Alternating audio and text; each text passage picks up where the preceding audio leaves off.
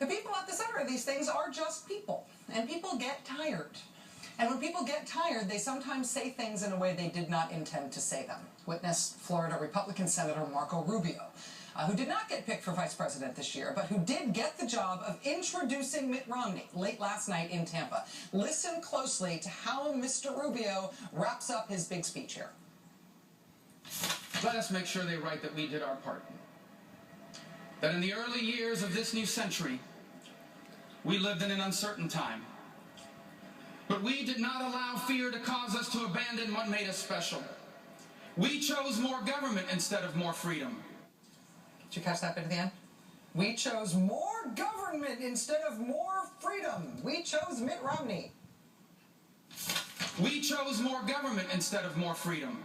Unless the Republican Party has gone reverse galt on us, I think that Marco Rubio meant for that line to go the other way around. In fact, today he said he meant for that line to go the other way around. He meant to say we chose more freedom instead of more government. He said we chose more government instead of more freedom. It was late. I totally understand what happened there.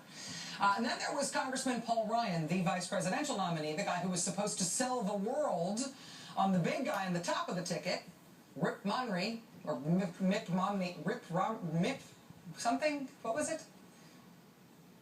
It's also going to be a speech where people get to know the man, Mitt Romney, better. Mitt Romney.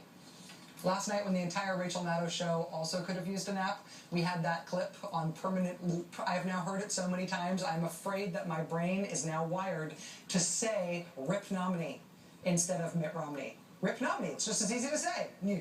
If I do that later tonight, I'm sorry.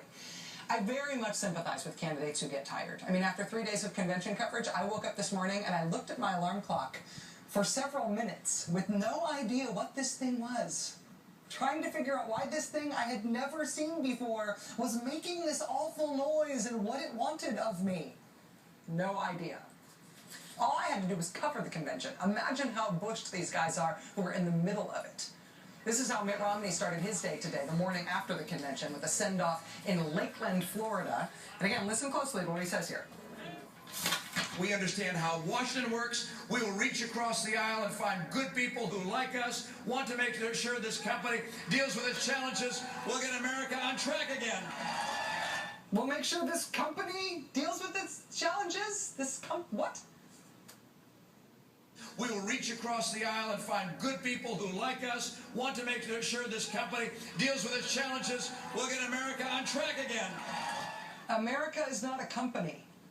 And does that mean Mitt Romney wants to fire all of us? Like he fired workers in a lot of those businesses, paying capital pots so he could turn them around? Yeah. So, you know, these guys are tired. They're all tired. But in politics, it doesn't really matter how tired you are. Really, it does not matter. I mean, after the respective conventions in 2008, the Democrats and the Republicans raced off to shake more hands and make more speeches. The last balloons had probably not even been pulled down from the ceiling, and Barack Obama was in Pennsylvania and Michigan, and John McCain was in Wisconsin and New Mexico and Colorado and Missouri. I mean, take a breath, but keep running. Momentum is everything at times like this. That is usually how it goes.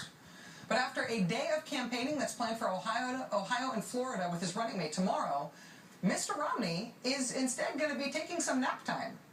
The weekend after the gigantic, hyper-produced, outsized 3-day-long marathon commercial for why the American public should fall in love with Mitt Romney and vote him into office, the Romney-Ryan campaign calendar has a lot of empty space on it. They have no events announced for Sunday. They have no events announced for Monday. NBC's political desk says actually they have no next events announced at all. Though presumably they will announce some before too long. But for right now, for this long weekend, the campaign appears to be more or less down for the weekend. At the very moment when the campaigns usually try to rocket themselves to electability on the pure fuel of national attention and goodwill and rah-rahs and hats and buttons and donors writing checks, at that very moment when candidates usually race from the convention hall to get on the bus and to go tour the factories and swing states, and at the very moment that whole thing is finally, fully, incontrovertibly on, the Republican presidential candidate this year is heading for the porch and a glass of lemonade. But you can be sure he will turn this company around. Mitt Romney, yeah. We don't know yet whether the convention itself gave the Romney